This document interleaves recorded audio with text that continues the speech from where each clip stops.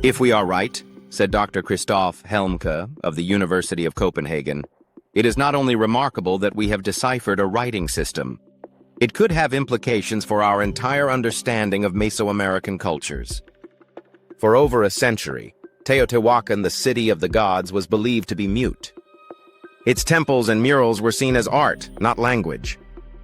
But in October 2025, a team of Danish researchers announced something that would rewrite how we hear the ancient world.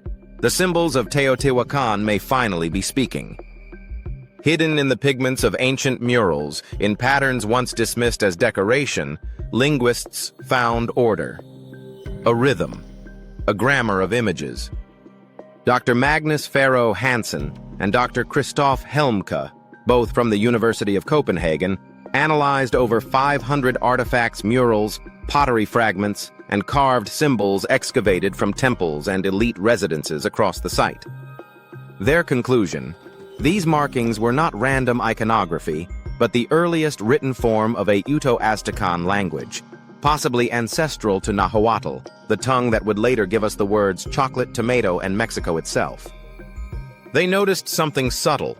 Certain symbols reappeared in predictable combinations, often alongside depictions of speech scrolls, the curling glyphs that Mesoamerican artists used to indicate spoken words. Some glyphs were pictorial, a jaguar, a mountain, a droplet of rain. Others seemed phonetic, hinting that each symbol could also stand for a sound.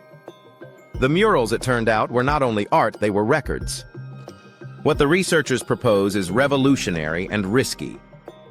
They suggest Teotihuacan used a mixed writing system long before the Maya codified their hieroglyphs.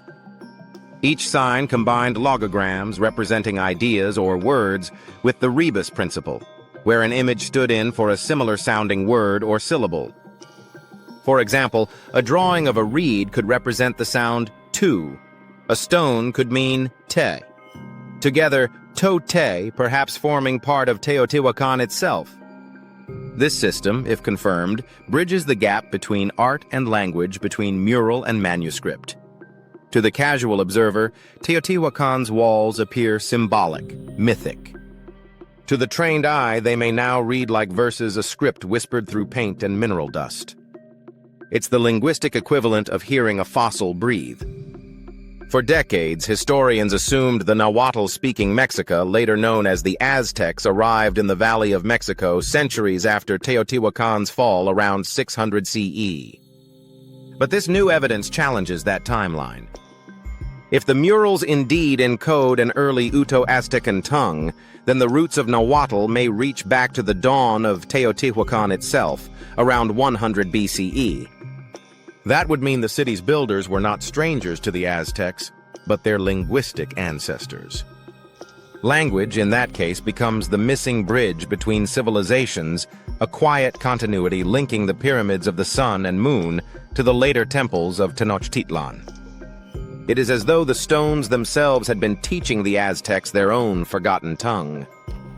Yet not everyone is convinced. Many archaeologists caution against rushing to declare victory in the decipherment of Teotihuacan's writing. Unlike the Maya, who left behind thousands of glyphic inscriptions and entire codices, Teotihuacan offers only a small corpus, a handful of murals, a few ceramic vessels, fragments of iconography. Without longer texts to compare, it's hard to prove that the system truly encodes full sentences or that it represents speech at all. Even Dr. Helmke admits, we're at the beginning. We have the key, perhaps, but not yet the door. Skeptics remind us that humans often see patterns where we wish them to exist. Could these symbols simply be religious motifs, cosmic emblems rather than syllables? The line between meaning and illusion is as fragile as paint flaking from a wall. For the two researchers, the work is not just academic, it's personal. Dr. Hansen has spent years reconstructing the evolution of Uto-Aztecan languages, tracing their migration from the deserts of the American Southwest down to central Mexico. Helmke, a leading Mayan epigrapher, has long suspected that Teotihuacan's symbols hid more than myth. Together, they describe their mission as reviving a lost voice. Every sign they analyze feels like the sound of breath returning to the dead. Each deciphered glyph is a syllable of resurrection. Each deciphered glyph is a syllable of resurrection. And as they cross-reference the murals, they begin to sense tone, rhythm, even poetry, the way a painter repeated certain motifs, not as art, but as emphasis. A rain god painted not once, but 3 times perhaps to mark intensity or multiplicity, the ancient equivalent of grammar.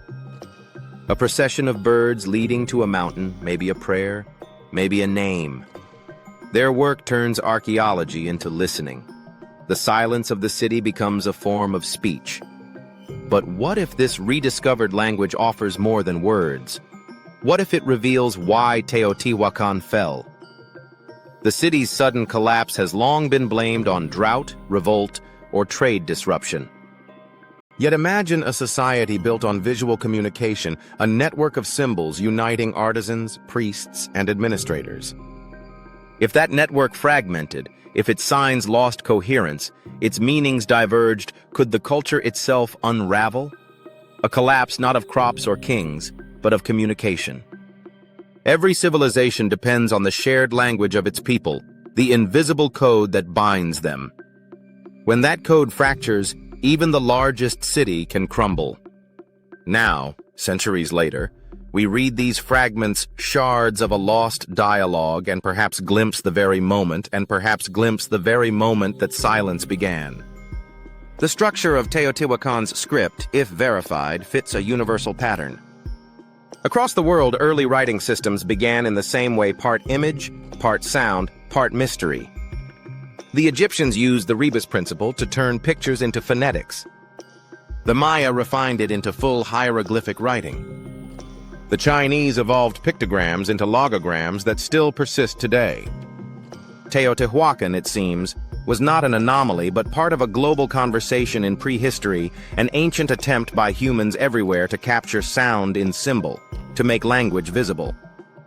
Its rediscovery links Mexico's painted walls to the oldest human instinct, to mark thought upon matter. In this way, Teotihuacan's writing is not just a local revelation, it is a reminder that civilization begins not with stone, but with meaning. If the interpretation holds, then Teotihuacan was never silent. Its murals were not murals at all, but messages, a syntax of gods, animals, and colors carrying voices through centuries of dust. Perhaps the city's builders never meant for their writing to be read only to be seen, remembered, felt. Perhaps it was meant for the sky, not for us. And yet now, in laboratories half a world away, their voices emerge again decoded from mineral and light, spoken by machines, translated by algorithms. The walls have started to talk, but we may not yet understand what they are saying. Because if we can read the language of Teotihuacan, we also inherit its silence. We inherit the warning of a civilization that wrote beauty so deeply into its art that, when the meaning was lost, the culture followed. So when Dr. Helmke says, it could have implications for our entire understanding of Mesoamerican cultures, he may be speaking of more than archaeology. He may be hinting that we too are building cities covered in symbols we no longer understand. Scrolls of data, icons, and signs that once meant connection, now only noise. Teotihuacan fell when its signs stopped meaning the same thing to everyone who saw them. Perhaps the rediscovery of its language is not just a triumph, but a mirror. If the city once spoke, it is speaking again. And the question that lingers, quiet and haunting, is this: what did Teotihuacan say before it went silent?